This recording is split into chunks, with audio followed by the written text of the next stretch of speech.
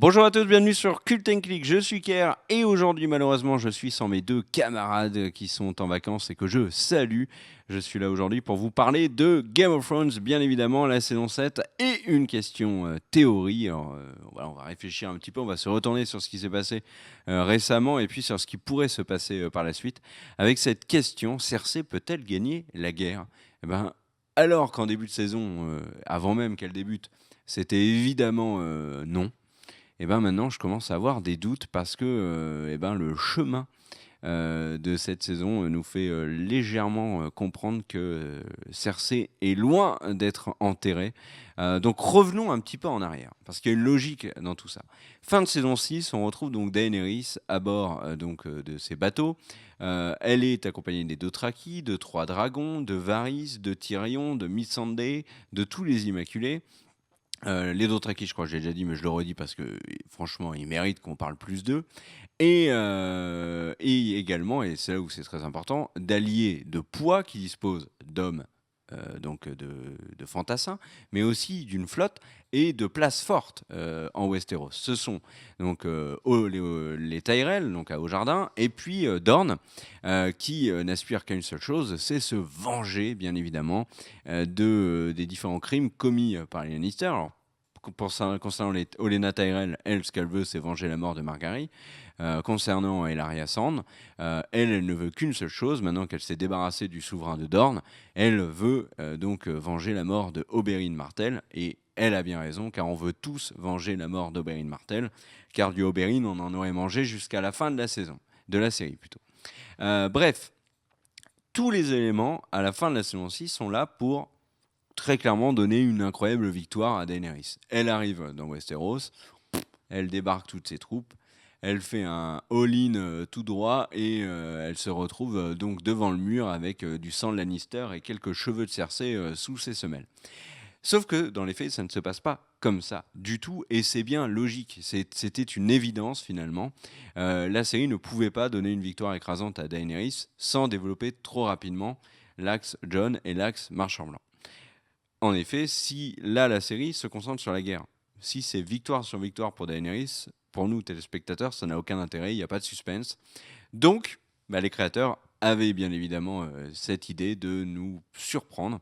Et quelle surprise. Euh, Depuis le début de la guerre, c'est un quasi sans faute pour les Lannister. Quasi sans faute. Pourquoi? Parce que ça commence avec la victoire de Euron Greyjoy sur la flotte des Fernés, donc de Yara, et la captivité donc de Tien, d'Ellaria et de Yara. Donc, Euh, une victoire qu'on attendait pas, en tout cas que du côté des Targaryens, donc de la team Daenerys, notre ami Tyrion n'avait pas du tout vu venir, et il s'en veut, il le dit dans l'épisode 3. Et puis il y a une autre défaite, cuisante défaite à Castle Rock. Alors c'est paradoxal, puisqu'ils ont pris une ville qui n'avait jamais été prise, mais qui a été laissée par les Lannister. Les Lannister savaient que Daenerys allait cibler la ville symbole des Lannister, leur fief. Pourquoi? Parce que Tyrion allait forcément vouloir reprendre Castle Rock. Alors dans la série, c'est pas trop évoqué, mais dans le bouquin, le fait que Tyrion veut Castle Rock est évoqué à plusieurs reprises. Le fait que Jaime, lui, n'en veut pas du tout, était également évoqué. Et le fait que Jaime fasse déplacer ses troupes de Castle Rock alors que Tyrion lui envoie les siennes sur la ville, finalement, c'est logique. Et ça, Jaime le savait. Et avec brio, il arrive à piéger, c'est-à-dire en prenant les troupes et en envoyant Euron Greyjoy empêcher les Immaculés de fuir. Et là, on se retrouve dans une situation, c'est le moment où on va se poser la question de est-ce que Cersei peut aller au bout? Elle peut, mais je n'y crois pas et je vais vous expliquer pourquoi. Il y a une situation qui est très simple. J'ai oublié de dire aussi que Jaime avait réussi à liquider les Tyrell. Olenna Tyrell est morte dans une scène mémorable, je trouve. On salue d'ailleurs cette immense actrice qui quitte la série après avoir particulièrement marqué les esprits. Et donc là, les Tyrell sont out, gros alliés de Daenerys. Dorne, ils sont out, gros alliés de Daenerys. Out, pas vraiment. Parce qu'en fait, ce que nous montre la série, c'est que à chaque fois, il y a soit un bastion qui tombe, soit des captifs.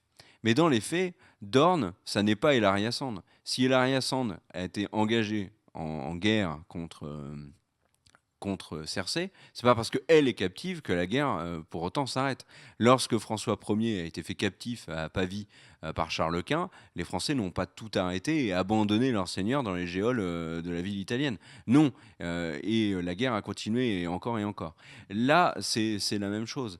Notre amie Ellaria Sand, elle est captive, mais les Dorniens sont toujours avec Daenerys. Pour les Tyrell, c'est pareil. Vivseg est tombé, mais rien n'indique que tous les Tyrell sont tombés. Et donc que les armées ne sont plus aptes à défendre Daenerys et à essayer de prendre le pouvoir. Mais dans les faits, Tyrell et Dorne sont affaiblis, énormément affaiblis. C'est la même chose avec les Fernets. Donc tous les alliés de Daenerys sont ou ont la gueule de bois à l'heure actuelle où on parle, donc avant la diffusion de l'épisode 4. Et du côté des Lannister, c'est exactement l'inverse. Cersei n'a jamais été aussi forte. Elle a le peuple avec elle à Port-Réal pour une raison qui est très simple, c'est que les informations qui arrivent à Port-Réal, ce sont normalement les Lannister qui les contrôlent. Et ensuite, le peuple de Port-Réal ne sait absolument pas qui arrive sur eux. Et quand on ne sait pas, on craint. Et là, ils doivent craindre l'arrivée de Daenerys Targaryen, surtout qu'il y a un passif, même si Daenerys dit qu'on ne juge pas l'enfant sur les crimes du père, dans les faits, le peuple de Port-Réal ne s'attend qu'à une seule chose, c'est de voir arriver une tarée qui est la fille du roi fou et qui va arriver avec vouloir faire un énorme barbecue de feu grégeois dans la ville et de tous les massacrer. Donc le peuple de Port-Réal, et on le voit bien avec le défilé de Ron Greyjoy, il est avec Cersei. Et c'est bien dit également que le peuple de Port-Réal est changeant, c'est-à-dire qu'après avoir humilié Cersei dans la marche de la honte, aujourd'hui il est avec elle. En fait, le peuple de Port-Réal se met avec finalement celui qui peut le protéger. En l'occurrence, là, c'est Cersei. Donc je pense que Cersei va garder ce soutien de Port-Réal. Il y a un autre élément aussi, c'est que en prenant les bastions, donc Vivseg, le bastion des Tyrell, Jaime Lannister n'a pas pris qu'une ville, il n'a pas pris que la ville de Rhaena Tyrell, il a également pris potentiellement les richesses de la ville, qui vont être très utiles pour la banque de fer, et il va également potentiellement prendre les richesses également de toute la campagne avoisinante. Donc les Lannister se refont une santé au niveau pécunier. Ça, c'est intéressant. Et ils ont, comme pouvait le dire par exemple Big B dans la vidéo critique sur l'épisode 3, les Lannister ont un temps d'avance qui est énorme. Et c'est là que je vais notamment développer une théorie qui a été développée sur notre chaîne et que j'ai envie de citer. J'ai sorti comme par magie mon téléphone pour citer donc notre viewer qui a fait cette théorie. C'est Lucas Azu. Donc je le dis probablement très mal, tu m'excuseras Lucas, qui parle en fait du fait que Tyrion se soit planté à 2 reprises, c'est-à-dire sur Castle Rock avec l'arrivée donc de Euron et bien évidemment sur l'attaque même d'Euron qui est finalement l'élément perturbateur pour Tyrion Lannister. Notre ami Lucas nous dit que Jaime finalement a toujours un coup d'avance, ce qui est vrai. Les Lannister attaquent à vif seg là où le Tyrion ne s'y attendait absolument pas. Il y a un piège à Castle Rock, etc. Et notre ami Lucas développe cette idée que, et si finalement, Jaime et Tyrion étaient alliés, secrètement alliés, pour en fait prendre le pouvoir ensemble. On sait que Jaime et Tyrion sont extrêmement proches, qu'ils s'apprécient beaucoup. C'est un élément qui est développé dès les premières minutes de la série. Rappelez-vous le bordel avec Tyrion et l'arrivée de Jaime, qui a toujours été bienveillant vis-à-vis de lui, qui l'a aidé à se sauver après la mort de Tywin, etc. La relation entre les deux frères est très forte.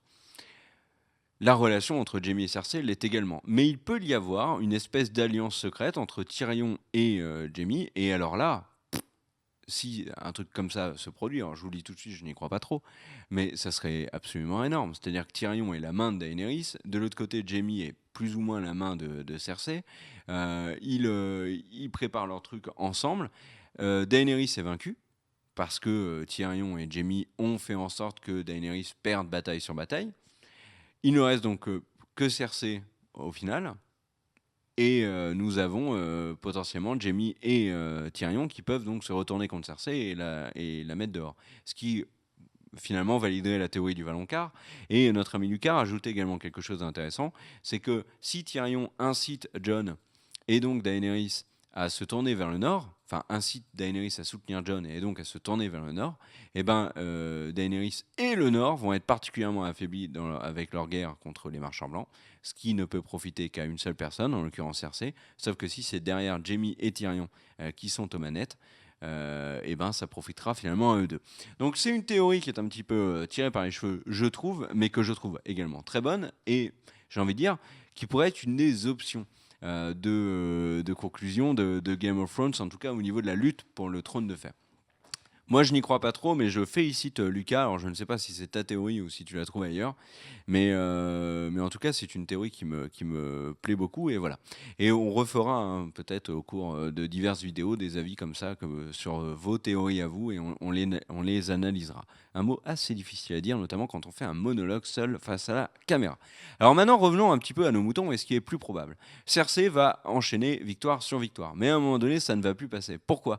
Parce que si Cersei ne fait que gagner, on se retrouve dans le même, enfin les producteurs se retrouvent dans le même problème que si ça avait été Daenerys.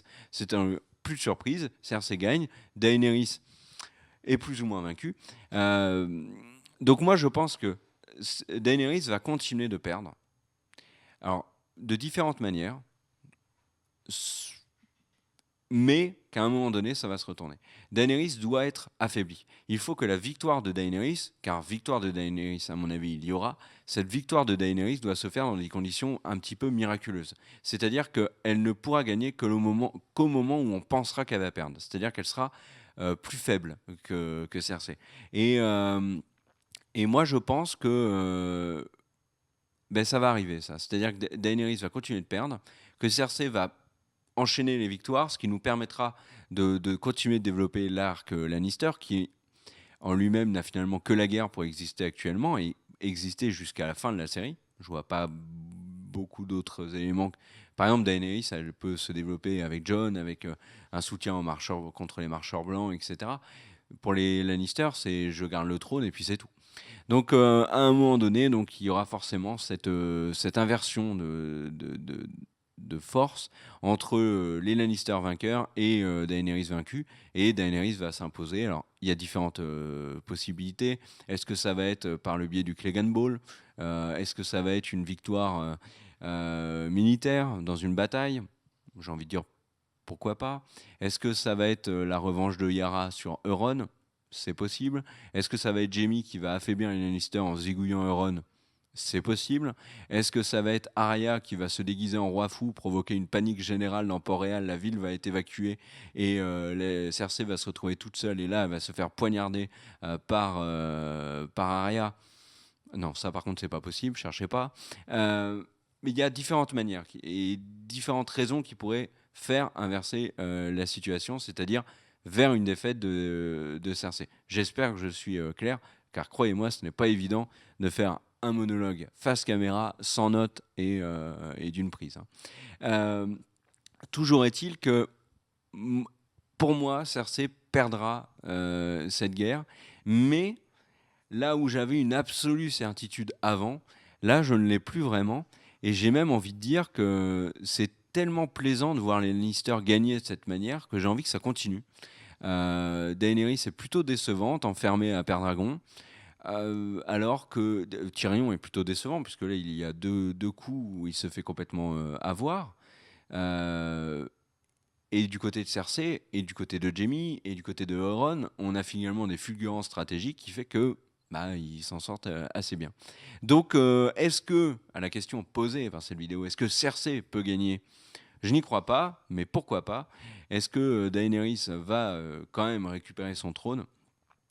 J'ai envie de dire, on n'est pas au bout de nos surprises, à mon avis, mais, mais ça serait vraiment très surprenant qu'au final, le vainqueur soit le méchant. En l'occurrence, Cersei. Même si on voit qu'il y a énormément de nuances, que la série aime énormément nuancer les personnages, que ceux qui sont diaboliques ne le sont pas totalement tout le temps. On le voit là avec Cersei dans l'épisode 3, on l'a vu avec Jaime qui a été très affaibli, notamment par la perte de sa main, alors qu'au début de la série c'était un salaud absolu. Et finalement, il y a comme on le disait dans une précédente vidéo, il y a très peu de vrais méchants purs, à part Ramsay Bolton, qui est un bel enfoiré de sa naissance jusqu'à son dernier souffle. parce que gamin à l'école, c'était un sacré filou. À part lui, je vois pas. Enfin, qui est méchant? Enfin, si, Geoffrey. Oui, Geoffrey, vous avez raison. Peut-être que Ron le sera également. Donc, pas besoin d'écrire Geoffrey dans les commentaires. Je, je sais, je suis d'accord avec vous. Bref, voilà pour cette vidéo théorie. Euh, Est-ce qu'il y a d'autres manières pour Cersei de perdre la guerre? Il y en a probablement d'autres. Et je vais terminer par celui qui me paraît quand même un des plus... Daenerys, elle a encore des cartes à jouer. Et dans ces cartes-là, il y a les Dothraki. Pourquoi pas une charge des Dothraki, ça serait cool. Cersei est partie se balader avec son poney devant Port-Réal. Et là, il y a une charge des Dothraki qui arrive, fin de la guerre. C'est peu probable également, hein, un peu comme la même chose avec Arya. Euh, mais l'autre élément, c'est les dragons. Daenerys, ça possède des dragons. On voit la réaction qu'a pu avoir Jon et Davos en les voyant. Je pense que des dragons balancés sur Port-Réal à un moment donné, comme par exemple on a pu le voir dans des flashbacks, des images un peu disséminées comme ça, dans des espèces de rêves au cours de la série, les dragons peuvent être une bonne manière de donner un énorme avantage à Daenerys. Et d'ailleurs, ils en parlent dans l'épisode 3, puisque Daenerys dit bah, la solution, c'est que je monte sur mes dragons et que j'aille allumer quelques barbecues ici et là. En effet, est-ce que Daenerys prendra finalement ce risque? C'est possible, puisque Tyrion et Missandei lui rappelaient que elle était une cible un peu trop facile à abattre. Alors je sais plus si c'est Missandei ou Varys, enfin, peu importe, je confonds toujours les deux, magnifique personne. Donc voilà, est-ce que les dragons seront la solution pour Daenerys? On aura la réponse assez vite. N'hésitez pas à donner votre avis sur la suite de la guerre dans les commentaires de la vidéo. Le pouce vers le haut si vous avez aimé, le pouce vers le bas si vous êtes un rejeton de Ramsay Bolton. Comment ne pas vous donner envie de mettre des pouces vers le bas? Non, vous faites ce que vous voulez, bien évidemment. N'oubliez pas les réseaux sociaux, Instagram, Twitter, Facebook, c'est Cult & Click pour les trois. On fait des bisous à Bigby et à Cardel qui sont en vacances et qui n'ont malheureusement pas pu enregistrer cette vidéo avec moi sur la chaîne. Et je vous fais des bisous. À demain pour une nouvelle vidéo. Ciao! Let's go!